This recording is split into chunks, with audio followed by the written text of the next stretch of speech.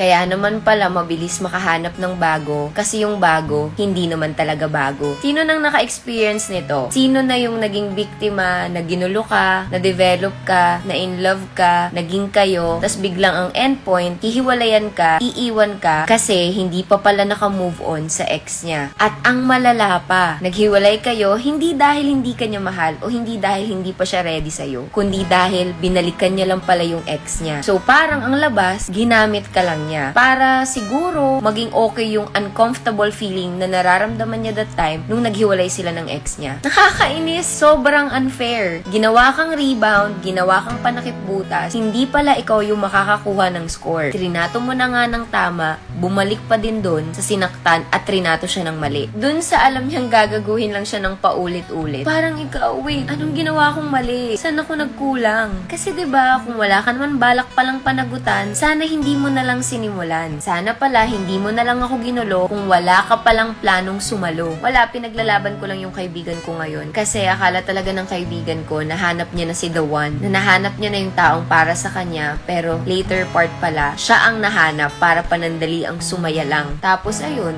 biglang nag-text sa kanya, sorry, it's not you, it's me. Nagkabalikan na kami ng ex ko. Kaya kayo, please, kung hindi pa kayo naka-move on, alam nyong mahal nyo pa yung ex nyo, huwag kayong manggagago ng iba, huwag kayong manggugulo ng iba.